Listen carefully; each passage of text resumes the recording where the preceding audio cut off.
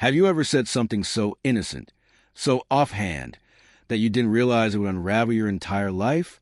That's exactly what happened to me. One casual remark over dinner cracked my relationship wide open, and I didn't even understand what I had done until it was too late. Liam and I had been together for 3 years. He was the kind of guy who made everything feel steady, reliable, warm, present. We weren't flashy, but we had our rhythm. Every Friday night, we had a tradition, home-cooked dinner. No phones, just the two of us reconnecting after a long week. But that night felt off from the start. He came in later than usual, and a faint trace of perfume, sweet floral, unfamiliar, clung to him. I noticed it immediately, but I swallowed the suspicion. I'd been told I jumped to conclusions too quickly, and I was trying hard not to be that partner. So I said nothing. I made dinner. We sat down. I talked about my day, how my manager finally acknowledged the project I'd poured my soul into. Liam smiled, but there was something distant in his eyes, something unreadable. He kept glancing at his phone on the counter whenever it buzzed. He wasn't with me, not really. And then, without thinking, I said it. So, how's Rachel? The name meant nothing. I picked it out of thin air, like a silly test I saw in a video once. The idea was that if your partner looked panicked when you said a random woman's name, maybe they had something to hide. It was a joke, a stupid, childish joke. But Liam didn't laugh.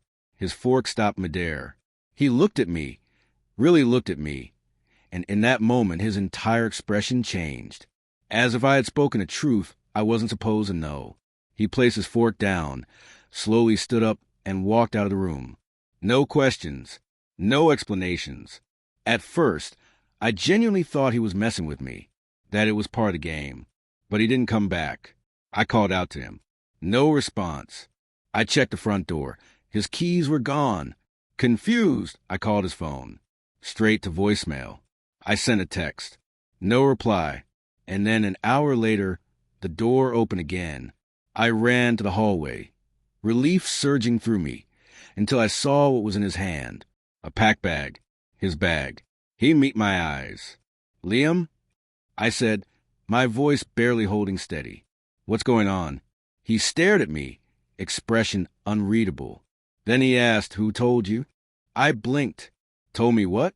I was just joking. Who is Rachel? He exhaled slowly, shoulders tight.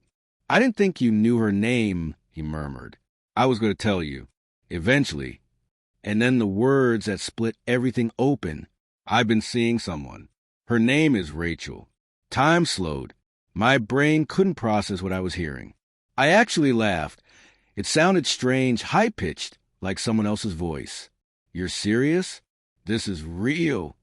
I asked, staring at him like I didn't know who he was anymore. He nodded once. I didn't want you to find out like this. How long? I asked, how long has this been going on? A pause. 8 months. The floor fell out from under me. I couldn't speak, couldn't move. The person I had built a life would have been living a lie for almost a year, right under my nose. Why? I asked, the words choking out between tears. Was I not enough? Were we just fake to you? It wasn't about you, he said quietly, stepping forward like he might comfort me. I stepped back. Don't pretend this wasn't a choice you made every single day. He didn't defend himself, didn't apologize.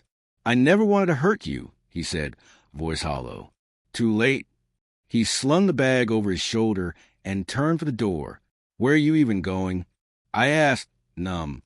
To Rachel's, he replied, and then he was gone. The door closed with a soft click, and the silence that followed was louder than any scream. I stayed on the kitchen floor for hours, staring at the half-eaten food, replaying every second of that conversation, trying to understand how one throwaway sentence had exposed everything. The next morning, I found his house key on the counter. No note, no explanation. I wanted to hate him, wanted to destroy every photo, every message. But all I could do was cry and wonder, had I missed the signs? Could I have prevented it if I hadn't said her name? But deep down, I know the truth. He was already gone. My words didn't ruin us. They just revealed what had already been broken for a long time. Sometimes, The truth waits for the smallest crack to come pouring out. For me, it only took one name to bring it all crashing down.